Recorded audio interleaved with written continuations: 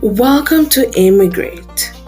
Welcome to a space where you can be vulnerable, a space where you're not going to be judged, a space where you can be authentic. And my hope and desire is to inspire and motivate everyone that click onto this podcast. So, welcome to another episode of Immigrate.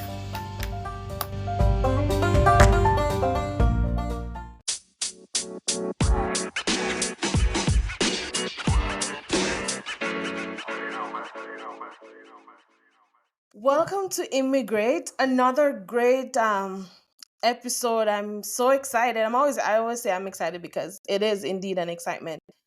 Welcome to Rochelle here. Hi Rochelle, thank you for joining us today. Hi, Um Tasha. Hi. She's I remember when I asked her about this to do the podcast. She was so excited because again, it's also one of those things that I've been sharing a lot of persons like this is one of my long dream desire to do, and she has accomplished so much. So she's a mom, she's a wife, she's killing it. She's like a boss lady in Calgary. She's an entrepreneur for CSD Media, and they've done a movie last year. I'll let her tell you so much more about herself, but she's done so much in Canada, and I can't wait for her to do for the entire world. Like being an immigrant, and I just enjoy the privilege of talking to her because she's one of my inspired. So yes, Rachel, tell us about yourself. Okay, what can I say that you didn't say? I've been in Canada soon to be 10 years. Like, I can't believe the time just fly by so fast. Um, I have been through many like professional changes since I've been here, but I feel like since I've been here, being here, I finally found my calling. Um, I'm in the media business. Never saw this coming. I have two children. I am a Christian. I love being involved in just everything that the church allows me to use my gifts for. And yeah, I think that's it. Oh wow, I love that you said you're finally into your calling because that's important. Walking in your calling. So why did you come to Canada, Rachel? Like, um, you why did you come to Canada? Because you're from Jamaica, right? Right. So, and the funny thing is, I have never felt drawn to US, and I've heard other people say that because I did my masters in US in Oklahoma, and I could have stayed there, but I chose not to. I went back home. I didn't No, I know that. came here straight from US, and I was like, yes, I want to stay here. But the time wasn't right. So I went back home, and my boyfriend, who's now my husband, we it was just on our future plans from day one. We knew we wanted to come here. Wow. I didn't know Mm. you went to Oklahoma. Like I didn't know that. So Yes. oh, so then tell us as much as you want to share. Like, what was your experience while you moved here? Okay. So we were planning to do the study permit route. So Craig had applied, my husband had applied for a school in Toronto.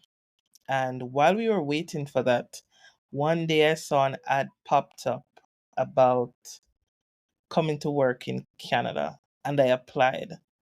And there were like people all over Jamaica who applied. Because even when I went to the second round of interviews, there were like so many people in the room. And they selected about three of us. Now, when they were promoting it, they said that in 6 months, you'll be able to get your permanent residence. However, when the three Jamaicans got here, we realized that wasn't it. We were kind of scammed in a way, um, because the category of job that we came over on, you cannot get permanent residence with that category. And so we were kind of left stranded. We were told to just finish our contract and go home. And I'm like, no, that's I'm not going back home. So Crazy. what happened is I told my husband to come. He'd already had his visa. So he came. So we were gonna let him study and then I continue working. Turns out that I got pregnant, so I couldn't continue working. So we had to switch it around. I go to school and then he work. So it was like so much going on because we even hired a lawyer and the lawyer scammed us. But eventually I came through and we got our permanent residence within 18 months. Wow. So Yeah. what if you had like said, you know what, this didn't work out, let me just go back, you I know? know because there was other people who went home, you know, but I felt like God gave me an opportunity to come to Canada. It wasn't the original plan that we had, but He brought us here, and I know I was so confident that this is where we were meant to stay, and we were not going anywhere. Right. So with all that, what was the most complex of all then, of all that you went through? What would you say and how you overcame it? I think the hardest part is we were new in the country, and then to have a child, to start your family with. My husband, he wasn't even fully transitioned into having a permit. So, technically he was on visitor's visa, and I was giving birth while we were waiting for our new documents. So it was like a really stressful time. We had no family, you know. At one point we were sharing a house with like 4 or 5 Filipinos. So it was, but we just hung in there. We just hung in there because it was the two of us, and we just pushed through, and we got through that part of it to where we were able to rent our own apartment after that. You know, while listening to you, what come to mind is how you guys trust each other. Like, what if he has like, you know what, Rochelle, this is not gonna work out. Let's just go back. That negativity would have Yes. probably changed your mind to them, like, you know what? What are you doing? We're pregnant. We can't. I don't. Yeah. It's crazy how, as a partner, trusting each other is so important. You have to be on the same. You have to be thinking basically going the same direction when you're going through these things, because you have to be of one mind. Right. If Because we you were divided, it wouldn't work. exactly. Because you said you switch roles, because initially he was supposed to do one thing, and then you're like, no, this is not going to work, let's just pivot and do something else. That is actually amazing, because I've never heard someone come in and say, you know what, we had a plan, but my husband, we just make it work, Yeah, and trust each other, and here you guys are, like 18 months after, things work out. Well, you make it sound easy, and I know through in that 18 months it wasn't easy. girl. It was hard because remember we had a newborn and we were paying international student fees, right? I So can't he even had to imagine. I can't even fathom how that listen. was It's possible. about and the thing too with Canada, you have to do a little research because I found out I didn't even know that I qualified for maternity leave being on work permit or study permit, right? But I did my research and I had done enough hours to qualify. And then a little after that, I realized that, hold up, I can get child benefit. So you have to, there's so many different things out there, but you have to do your research and see what's available. Ah, yeah. And one of the things that why this is actually started too is these stories, right? Because you sharing that, telling someone, hey, if you're on a student work permit and you're pregnant, you can actually get it, but you have to meet up to certain hours. And a lot of Right. people don't know that, and I have been talking to people. I'm like, you can also get child's benefit if you're on a work Once you're permit. legal, yeah, Yeah, once you're legal in the regardless work system permit, or anything. study permit, no matter Yeah, what, once you have a permit, you can get benefits for your child. and a lot of people struggle because I remember I had a classmate who was worried about those things. But again, if you don't know, you don't know, You right? don't know. Yeah. So if you should turn back time and tell your young self, like say you were 16, 17, 18, what would you tell your young self right now? Well, I remember there was a time when I was trying to figure out what I wanted to study because I started college at 16. So that was such a crucial time and there was no guidance.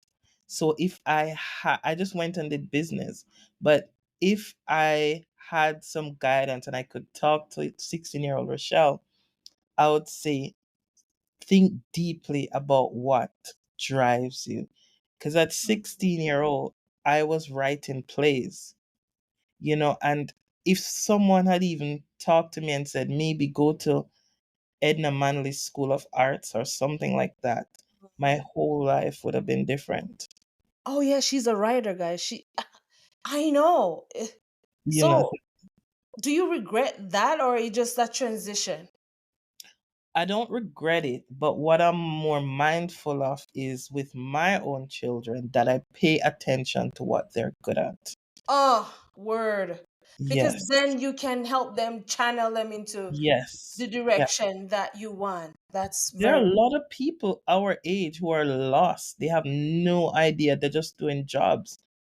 But find what you want to do. Find that thing that steers you. I remember my brother was into music and he was younger. And my brother used to love playing drums. And I keep saying to my mom, send him to something that he can learn to play drums. And Yeah. he hasn't. But then it's so important that you, as you said, just what the vision that your child have, and you direct them into the way, because your young 16 self probably very proud of yourself right now that you finally pick it up, and it's not too late too. But No. now you're doing so well. Like, you wrote a movie last year. That movie was really good. I'm gonna drop the link in my bio when I'm uploading this. But it's And so, we're in production for another one right now. see, it's so important that we stick to your purpose. And I remember that's what you started, because if we don't know, we don't know, right? What Yeah. encouragement would you leave to an immigrant who is listening? For someone who wants to make the move or someone Could who's be here. make the move, they're here, just like they want to make the Right. move, fine, or they're here already. For someone who's trying to make this move, if it's something you really want to do, don't wait on time because the rules on immigration change so often. Like the how I came, that process is not even probably not around anymore. The category jobs, everything just changes so often. So if you're thinking of making a move, just do it with faith. I got a study permit with $2,500 in my bank account. Stop it. Stop Seriously. it. I And the no, $2,500 wasn't even mine. It was borrowed. no, but you can't do that now. They need at least $5,000 in your account. Faith. Listen, if you're meant to be here, you have to do some drastic faith moves. I'm not telling anybody to do it, but if you feel called to, right? And if that's all you can come up with, you just never know. True. You just yeah, there's some faith moves. Like if this is what you're meant to do, don't wait, Immigration right? is a move And for me. if you're already here and it's that rough patch, because we all go through that rough patch where, oh my goodness, like Jamaica feels better than here. You know what I mean? Like you do better going home. If you feel like you're meant to be here, just keep pushing. And And pray about it too. It's not, yeah, because sometimes we feel it, but it's not necessarily the right time too. it's not God's plan for you right now. Exactly. So Yeah, how but has your spiritual journey impact your journey here? Finally. I feel like I became a stronger Christian since I've been here because you learn to depend on God. Like the last 4 months was such a spiritual journey where we were in transition with our home, and it was we learned to depend totally on God because nothing was in our control during that time. So It yeah, I mean, moving to Canada is it's not it's the glimmer and the glamorous when you get here and you settle. yeah, But since I've been doing these interviews, I've learned so much because I learned something from you today. And it's it's also a spiritual journey. And I it, will agree with you. And I just want to thank you to be so vulnerable because it's not easy to share your story. But when you share it, you're not just sharing it, but you have gone through it and you also encourage someone and like, yo, Rochelle, me yeah, can't do it. I won't be able to survive. But they're like, yes, I was there. I can survive. I know how it feels. I mm-hmm, know the uncertainty. But yeah, it's the spiritual part of it is real. Like your spiritual journey is different from mine. Your testimony in immigration can be different from everybody else. You know what I right, mean? yeah. Because joke to what 2,500? That's like just I fake. know, I know. Like that was it's ridiculous now thinking about it. But it was a faith move, and that's all we could come up with. And we were like, God, this is all we have, and we just asked Him to just do what only He can do. Man, thank Yeah, you, man. And just before you leave, share 3 words. I like to ask people to just leave 3 words of encouragement or just 3 words that you would like for someone who might be down and just hear the last part or just 3 words that keeps you going or and will keep someone else going. passion, um, passion, passion is what drives you to live that fulfilled life, and faith is what keeps you going when things just don't make sense. And